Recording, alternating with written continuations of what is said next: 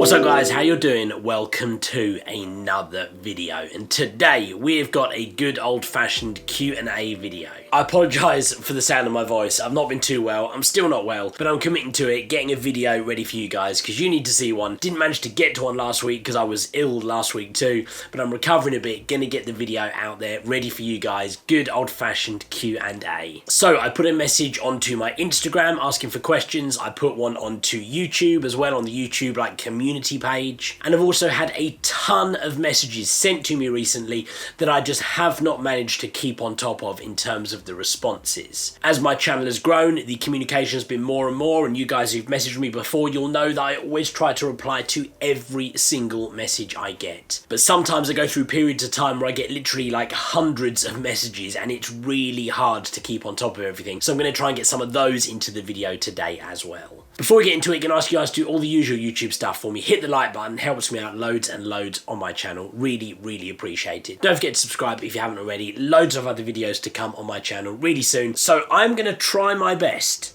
to answer every single question that I have had sent, either in response to the Instagram stories, on the YouTube community, and some of the messages I've had over the course of the last few weeks. With that in mind, some of the answers will be quick fire answers because I don't want this video to last for an hour. You guys aren't going to watch it if it lasts for an hour, so I'm going to try and quick fire answer some of the questions. You guys who responded to the Instagram story, hopefully you would have seen I reposted it, and I had some problems with my Instagram account and I lost a lot of the responses to the previous question, so I put it up again. I hope you guys saw that. If you did respond to the first one then didn't see my message about doing it again, I apologise because it might mean I don't have your question here, but hopefully you did, and hopefully I will answer it for you. Right, that's enough waffle. Let's get into this. Let's answer some questions. First up, I'm going to focus on the questions from the YouTube community page. So first up, Callum Chester, you asked, I have a 7300 AFS VR zoom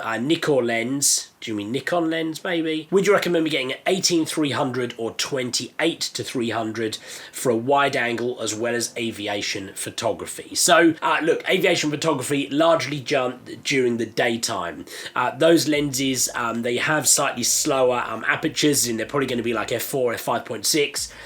So 300mm probably is going to be fairly good for you. 9 times out of 10 with aviation, you don't want wide angle, you want zoomed in close. So the 300mm is probably going to be what you're using. My only advice there would be, if you've already got a 70-300, 18-300 or the 28-300, you don't necessarily need that 300 bit because you've already got that. So maybe why not look at a proper wide angle, like a 24-70, or maybe even something wider, like a 10-22, 16-35, something like that. That would be my advice if you've already got the 70-300 lens. Okay, next up, Eli Van Sickle, I would say. Fun question. How did you become a New York Knicks fan? So you guys will see quite often I wear New York Knicks paraphernalia. Not today. In fact, today I've got the David Manning Be a Good Human merch. Go check out David's channel if you haven't already. So how did I become a Knicks fan? Well, I started following basketball in the 90s when I was younger than I am now. And at the time, the Knicks era was like John Starks, Patrick Ewing. Then from there moved into the team that had Allen Houston and Latrell Sprewell, Larry Johnson, and I just loved all that. That era when the Knicks went to the finals in 99, lost to San Antonio unfortunately. And that was around the time that I was really getting into basketball. I liked some other teams too. I liked Chicago and Seattle. Seattle Supersonics, a team that doesn't even exist anymore, and the battles they had in the finals. But I just loved that Knicks team. Allen Houston in particular I really liked, and I just kind of became an honorary Knicks fan, and that's why I am a New York Knicks fan. Bob Bruce, your question was tips for setting white balance in gyms. So the thing with indoor venues is the white balance normally doesn't change. It's fairly consistent. So what I try and do is I set it in advance. The easiest way to do that is to take a photo, have a look at it on the back of your camera, or even if you can, put it into your laptop. How does it look? Does it look a bit yellow? Does it look a bit blue? You can adjust that white balance manually in your camera and then set it and take all the photos on that setting. You might still do a couple of tweaks, because sometimes it even varies around the court, but hopefully that will give you the best possible starting point. Auto white balance is often very good too, and you can play with it afterwards, but if you're going to be indoors, it's not really going to change too much, so I would manually set it first and then go from there. Okay, next question was from JCN, some letters and numbers. Hey, I have a Canon 77D, thinking about replacing it with a Canon 7D Mark II, but I don't know, is it worth it? Planning on using it at Le Mans next year. So I would say the 7D2 is a step up from the 77D, yes. So is it worth it? Yeah, it probably is, because it's a better camera. You've always got to go for whatever camera is in your budget. If the best camera you can get for your budget is the 7D2, get it, lovely camera. I still use one, I've got one right over there in my case that I still use as my third camera, and I love it. So yeah, go for it. This should be good for something like motorsports. The nighttime side of Le Mans might be harder to shoot, but of course there's a massive chunk of it in the daytime too, and you'll get some lovely images using that camera, no problems. Okay, we are back to Eli. Eli, multiple questions, which is absolutely fine. Thank you, man. How should an amateur go about requesting a press credential? I feel like you can only learn so much from shooting from the stands instead of from the sideline. Okay, so look, the biggest thing I'd say to that is remember, you can get to the sidelines without having to shoot professional sports. I started out shooting local level sports, local level basketball, local level football. And for those things, you don't need press credentials. All you have to do is contact the team, say, hey, can I come down? I'd love to take some photos. They'll want you to come. They love people taking good photos of them, and you can practice from there.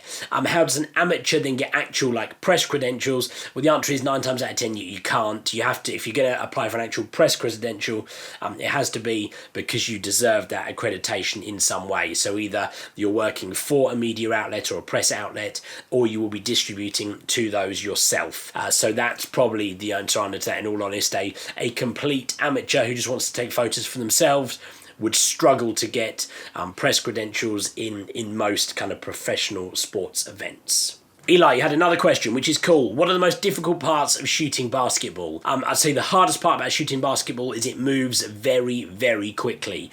The other part that's hard is that it is quite crowded in a small area. So to get shots of players when they're not passing behind other players or behind officials and referees can be real hard. The more you understand basketball, the more you photograph it, you will learn more about how it moves, and you'll get used to it. Your timing will be better, and you will improve. So keep on doing it, because yes, it's very tough, but you'll get there and you'll get much better, definitely. Frederick, have you noticed any rolling shutter effect when shooting the electronic shutter? Worth mentioning. So worth mentioning is probably the key part, because do you notice any when you use the electronic shutter with the R6? Yeah, you will. You'll notice some. Certain sports are worse than others. Something like golf or baseball, where they're swinging a bat, you'll have a much bigger effect. I use it for football all the time. Sometimes you'll get little notice points of it. You know, if you've got a football that's been really kicked, it might look a little bit oval or something like that. So is it worth mentioning? Maybe. Does it stop using it? No. I use the electronic shutter for football, soccer all the time with plenty of success. John, you said, what are the best settings for shooting good midday, harsh sunlight soccer pictures? Filters, ? So no, I don't use filters for sports. For me, in harsh sunlight is tough, because you will get contrasty images, and often you have to do a little bit of post-production with them. For me, if the sunlight is harsh, I will try to shoot with the sunlight behind me, so that it is onto the front of the players. That does mean that you're likely to get some kind of harsh contrast between your subject and the background, but hopefully it will work out okay, and I find that is better than having the player kind of in shade with bright sunlight behind them. I get better if it's straight onto them with the sun behind me. Hope that helps. Doug Colorado, currently own a T7i. Good camera to shoot sports, or should I go full frame? A good camera to shoot sports is the best camera that you have to shoot sports. Is the T7i the best camera? No, it's not. It's not going to perform as well as like a 1DX Mark III, but a 1DX Mark III costs you thousands of dollars, thousands of pounds. So if you've got a T7i, if the question is, can you shoot sports with it? Yes, you definitely can. Should you go full frame? Depends on your budget. If your budget will allow you to get a better sports camera, a full frame camera, great, get it. If it won't allow you to, don't worry. Use your T7i, you can still get some good photos. Barry B, what is a realistic annual income expectation shooting 2 games of football per week below the Premier League? Barry, I know it's frustrating, but I can't really answer that question, man, because it depends on so many variables.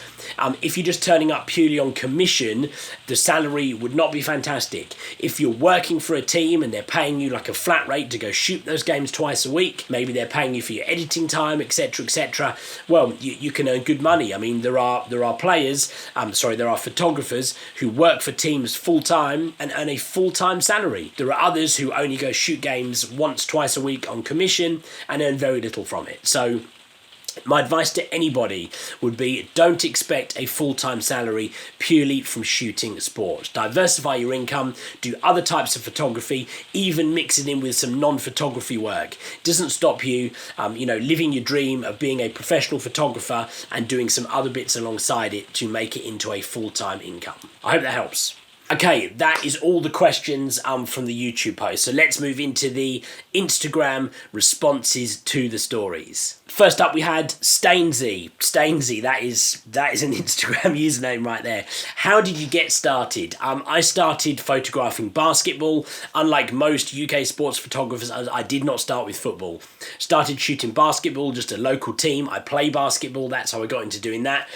Got fairly good at it, went and shot a couple of professional basketball games. A team there asked me to go shoot for them, and it kind of grew from there. I started my YouTube channel, got a little bit more kind of known on social media for doing sports photography, and it grew and grew and grew.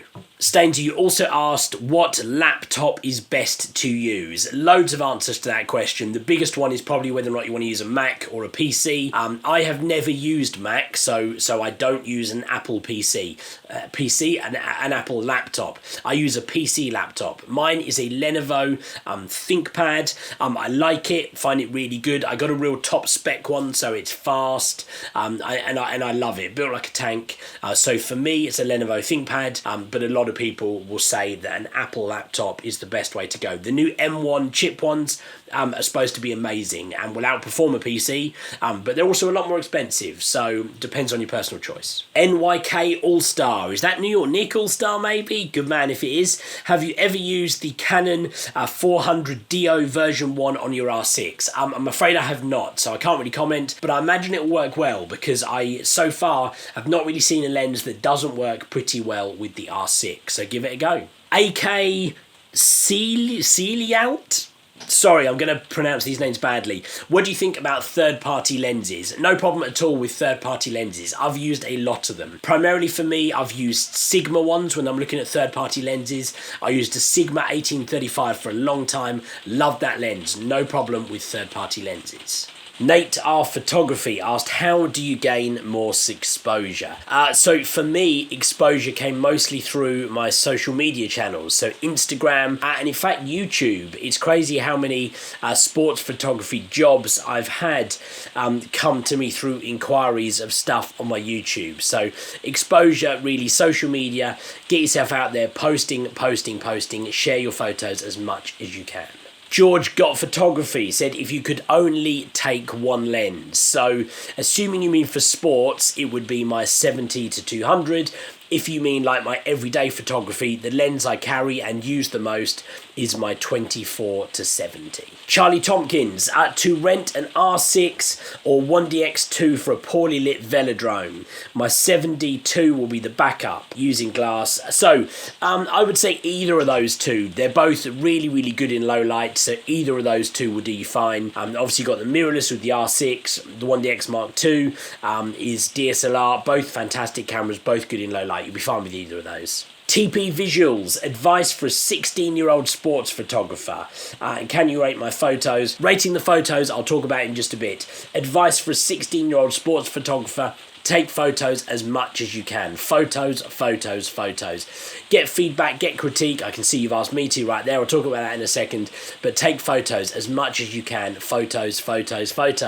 David Gibson Photography. Is mirrorless ready for pro sports images? I believe yes it is. I can only speak from a Canon point of view, but the R6 and the R5, fantastic. I use the R6 for pro sports work. The R3 and the soon to probably come R1, even better. So I think yes, it's ready. Nilo Gary, best way to get a cheap, good lens. Tips on what price to pay. Man, I can't give you a tip on what price to pay because it depends entirely on the lens. But tips to get lenses cheaper, eBay. Get used lenses, scout them, check all the listings. You can get yourself some real good bargains. I've made other videos on that on the channel right here, so check those out. Orgen M. Which autofocus mode do you use when shooting sports with the R6? I mostly use the single point, center point autofocus. Sometimes I'll use the facial recognition for certain bits of it, but mostly the center point, single point autofocus. So, a general question that I have had quite a few different people ask me, and of course it came up in TP Visual's question earlier on, is about me critiquing other people's sports photos. And I've had a lot of questions about when is the next critiquing your photos video coming. So look, absolutely honest answer about those videos. It seems as though whilst those videos were popular with a little selection of people, I guess the people who sent me photos, they weren't really successful in the wider picture of my YouTube channel. They actually were some of my lowest viewed videos. And don't get me wrong, I don't do videos just for the views, but at the same time I do want to try to cater to what my audience wants. And so if I do a certain type of video